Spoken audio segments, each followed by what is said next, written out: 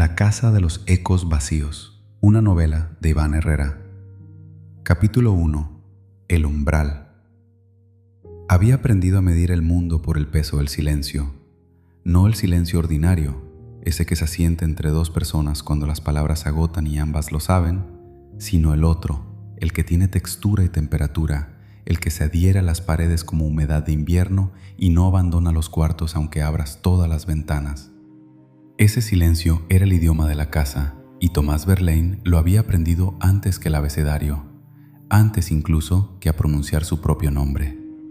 34 años, eso tenía cuando regresó. No había planeado volver, o sí, quizás, en ese nivel de la conciencia donde las decisiones ya están tomadas mucho antes de que las reconozcamos como propias. Había dejado la ciudad sin decírselo a nadie, sin decírselo a Elena, que era lo mismo que decírselo a nadie, porque Elena hacía meses que ya no escuchaba, o que escuchaba otra cosa, una frecuencia que no era la de él. Había dejado el apartamento con la cafetera encendida y la cama sin tender, como si fuera a regresar en 20 minutos, como si el desorden fuera una promesa. Dejó la maleta junto a la puerta, sin abrirla del todo. El olor llegó primero.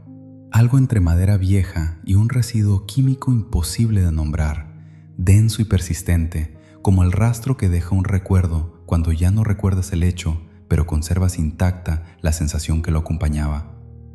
Cerró los ojos. Reconoció ese olor de una manera que no pasaba por el pensamiento. Lo reconoció en algún lugar más antiguo, más animal, en el mismo sitio donde uno guarda el miedo a la oscuridad y el sonido de la voz de su madre. Su madre había muerto en esta casa. En el cuarto del fondo, un martes sin ninguna característica particular, como si la muerte también pudiera ser mediocre. Tomás no había llegado a tiempo. No porque no hubiera podido, el trayecto eran 4 horas, había trenes, había carreteras, sino porque había esperado. Había esperado que alguien le dijera que era urgente, que era el momento, y cuando llegó ese mensaje ya era demasiado tarde. Y él se había pasado los meses siguientes intentando entender si había esperado por cobardía o por algo más oscuro. Algo que no quería nombrar, porque nombrarlo implicaba ser el tipo de persona que él no quería ser. Su padre también había muerto aquí, aunque de otra forma. Primero en fragmentos, la memoria, los nombres, el color de sus propios ojos. Y luego de golpe, una madrugada que nadie recordaba con precisión porque todos habían preferido no recordarla. Tomás era el único que quedaba, el único que había vuelto.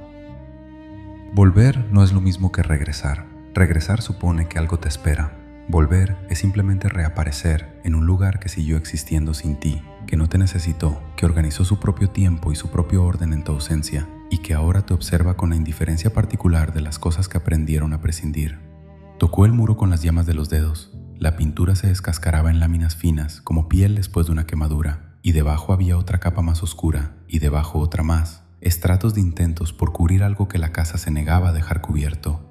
Pensó que él también era así, capas y capas, el Tomás profesional, el Tomás que sabía hacer chistes en los momentos correctos, el Tomás que había convencido a Elena de que estaba bien, de que siempre había estado bien, y debajo de todo eso, en algún lugar sin pintura y sin nombre, algo que nunca había terminado de formarse. Un núcleo blando que esperaba desde la infancia que alguien llegara a endurecerlo, a darle forma, y que seguía esperando con la paciencia desolada de las cosas que no saben que ya es demasiado tarde.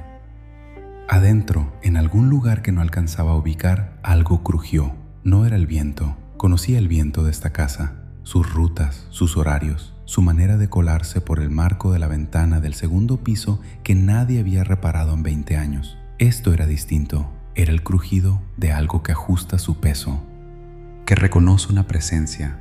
Se preguntó si la casa lo reconocía. Se preguntó si él se reconocía a sí mismo, o si lo que creía ser era solo la historia que se había repetido tanto que ya no distinguía la memoria del invento. Había un momento, en los peores días, y los últimos meses habían sido casi todos peores días, en que se miraba las manos y le parecían las manos de un extraño.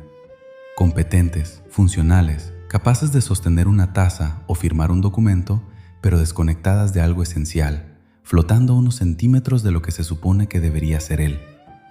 Elena le había dicho, la última noche, que el problema era que él no estaba presente.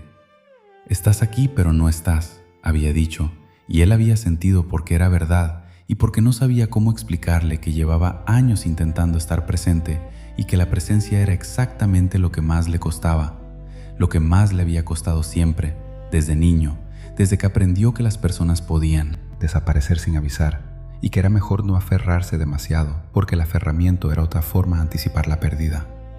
Pero también se aferraba. Eso era lo que no podía explicarle a Elena. Se aferraba con una desesperación que lo avergonzaba, callada y subterránea, a personas que ya se habían ido, a versiones de sí mismo que ya no existían, a esta casa que olía a químico y a tiempo detenido. Empujó la puerta del todo. La luz de la tarde entró con él, tímida, como si también dudara. Al fondo del pasillo, al final de la oscuridad que la luz de la tarde no alcanzaba a disolver, había una silla.